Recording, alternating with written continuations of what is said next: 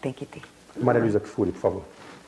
Gostaria que a senhora explicasse bem, definisse bem o que é política cultural e como é que tem sido a implantação dessa política cultural, como é que tem sido passada a teorização sobre política cultural para efetivá-la. Tá.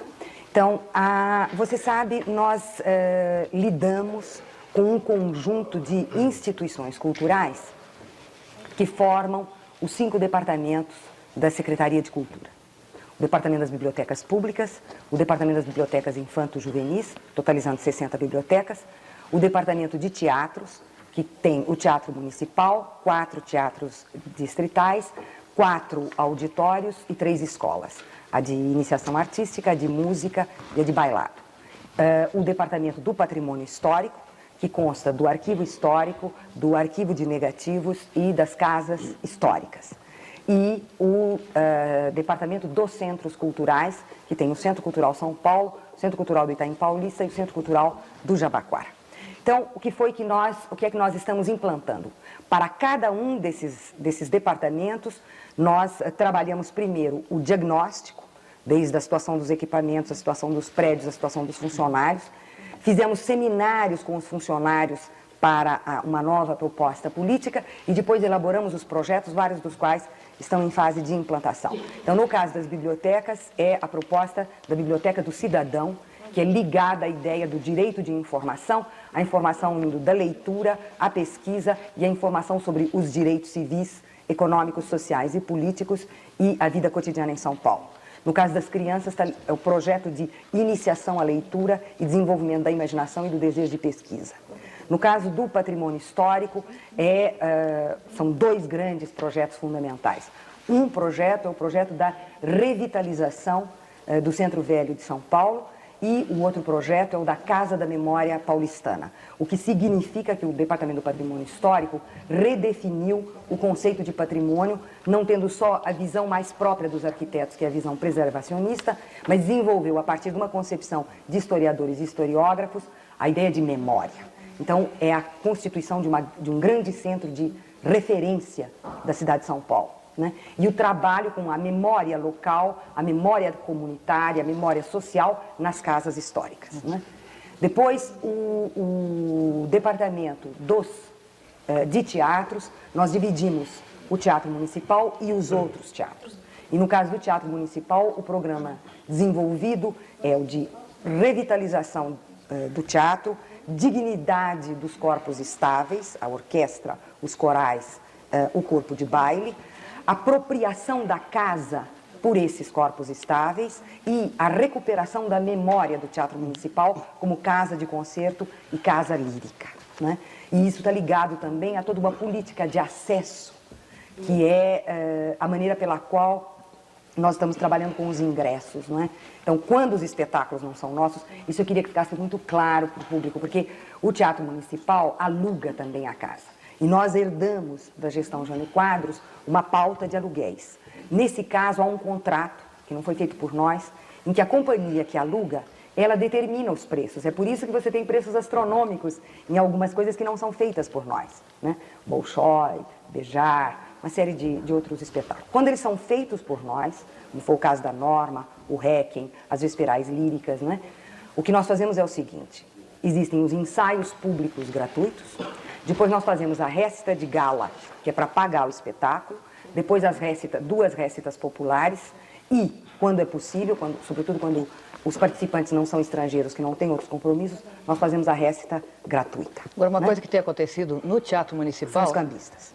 A casa acaba ficando vazia. Isso, nós temos... Né? Não chega a ficar vazia porque, afinal, os cambistas vencem, né? E as pessoas acabam comprando. Porque todo mundo conhece os cambistas, os bilheteiros também, né? A senhora falou em cambista e o José Carlos Morel, no bairro do Cambuci, ele se queixa justamente disso. Ele disse que num cartaz da Ópera Norma, no Municipal, estava escrito que os ingressos estavam esgotados. Mas na porta havia uma porção de cambista vendendo. Olha, isso aí é uma verdadeira tragédia, porque logo no início, o diretor do Teatro Municipal avisou aos cambistas que a festa tinha acabado. Ele foi ameaçado de morte. E nas primeiras récitas, nós tivemos que acompanhar Emílio Calil durante muito tempo, porque ele foi ameaçado. Nós temos uma proposta feita Mas pela a ameaça, IBM. desculpe, a ameaça ficou na ameaça e os cambistas Ficou na voltaram? ameaça. A ameaça funcionou? Ficou então? na ameaça, ficou na ameaça. Eu sei, mas a administração, a prefeitura se Sim, nós submeteu à pusemos ameaça? a Guarda Metropolitana lá para tomar conta de tudo, né? Então, o que nós temos é uma proposta da IBM de nos oferecer gratuitamente um sistema computadorizado de venda dos ingressos, que é feita em pontos, descentraliza a venda, e o cartão com o qual você faz a compra, ele traz o seu nome, né? O único problema que nós estamos tendo é que esse programa completo e as máquinas que a IBM está nos oferecendo, nós vamos ter que entrar em entendimento com a SEI para que seja permitido que isso entre no Brasil. Importado. Tem que importar. Ângela Pimenta, por favor, tem uma pergunta para a senhora. Marilena, antes de assumir, você disse que temia a execração pública. Eu queria saber se isso passou, se faz parte da vertigem aqui, se você se referiu, se é um risco sempre existente, persistente, considerável. Isso é uma parte. Depois, que avaliação você faz da cobertura que a imprensa tem dado ao PT, a essa gestão, Luiz Erundina, e o que você pensa dessa proposta, da tentativa desse jornal do PT? Tá. Bom, o medo da execração pública, isso eu acho que a gente mantém sempre, não é? É verdade que na arte política você aprende a não desejar ser amado e nem desejar ser odiado. Você deseja ser respeitado pelos que estão com você e temido pelos que são teus inimigos. Então a gente vai devagarinho aprendendo a lidar com esse outro universo, que não é exatamente o universo universitário, né? Com relação à cobertura que a imprensa tem dado, eu devo distinguir o que tem acontecido com a Secretaria de Cultura e o que tem acontecido com o restante da Prefeitura.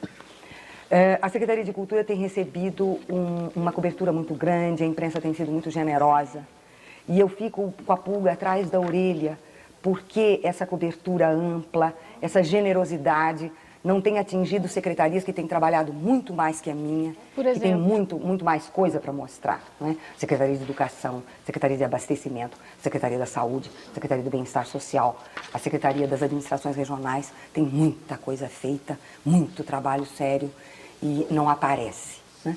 Agora, com relação ao jornal, eu tenho 4 argumentos em favor do jornal, né? O primeiro, um argumento da ordem quantitativa, um argumento de ordem legal, um argumento de ordem econômica e um argumento na ordem do bom senso, né? Argumento da ordem legal. O artigo 37 da Constituição afirma que os poderes públicos têm a obrigação de informar aos cidadãos a respeito dos serviços prestados, né?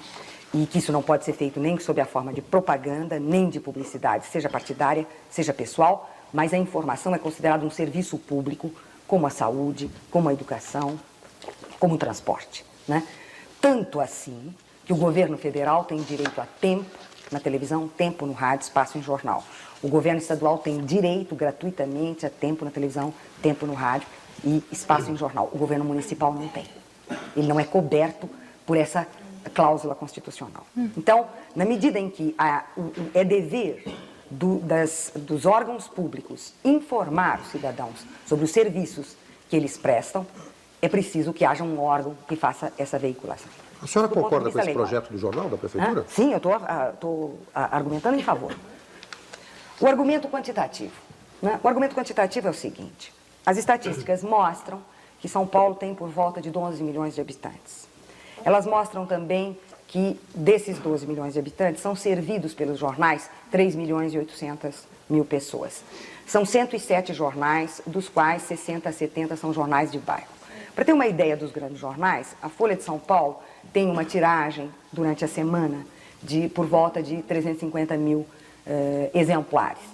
E aos domingos, 400 mil exemplares. O Estadão tem por volta de 250 mil exemplares durante a semana e 450 mil aos domingos. Se nós somarmos esses dois grandes jornais, nós veremos que, por exemplo, aos domingos eles servem 800 mil pessoas. Nós podemos considerar os jornais de bairro e tudo, e nós podemos considerar que, se são por volta de 12 milhões de habitantes, vamos considerar que uma parte dessa gente não é leitor de jornal. Vamos colocar que haja 9 milhões de leitores. Desses 9 milhões, esses 107 jornais atendem 3 milhões e 800, e isso, se nós não considerarmos pessoas que leem vários jornais, né? Então, há um argumento quantitativo que Você acha é que a Prefeitura vai ampliar isso, alucinante, Marilene? né? Você acha que o Jornal da Prefeitura vai ampliar substancialmente? Eu vou chegar lá, eu só quero terminar os meus 4 argumentos. Existe também o argumento, que eu considero um argumento importante, que é o argumento de natureza econômica.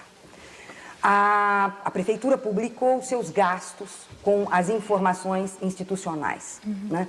Ela gastou nesse semestre 300 mil cruzados, majoritariamente por volta de 112 mil cruzados com a Folha de São Paulo, 85 mil cruzados com o Estadão e por volta de 70 mil cruzados com o DCI. Ninguém reclamou que a Prefeitura tivesse gasto 300 mil cruzados para pôr pequenos anúncios nos jornais. Não houve grita de que o dinheiro público estava sendo mal usado. E foram-se 300 mil cruzados só em pequeninos avisos nesses jornais. E depois o argumento de bom senso. O argumento de bom senso é o seguinte: os jornais têm que cobrir notícia internacional, notícia nacional, notícia regional, notícia estadual, notícia local, sobre economia, política, cultura, educação, ciência, medicina, publicidade. Não é possível exigir que os jornais deem um enorme espaço para todas as questões relativas ao noticiário municipal relativo a serviços, né? Depois nós podemos pegar os informativos que as várias secretarias têm. Se os jornais fossem trabalhar com esses informativos, eles não fariam outra coisa, senão os informativos de serviço da Prefeitura. Professora, por favor, eu queria completar a roda agora com o Moacir Japiaçu. Antes faria só um apelo. A senhora não foi execrada, mas eu quase fui a semana passada com os presidenciáveis, porque precisava interrompê-los, pedindo maior brevidade para que todos pudessem perguntar. Então, sem querer de maneira alguma lhe ceder a palavra, se a senhora pudesse ser mais breve, eu vou ao Moacir Japiaçu e aí vamos completando a roda, por favor.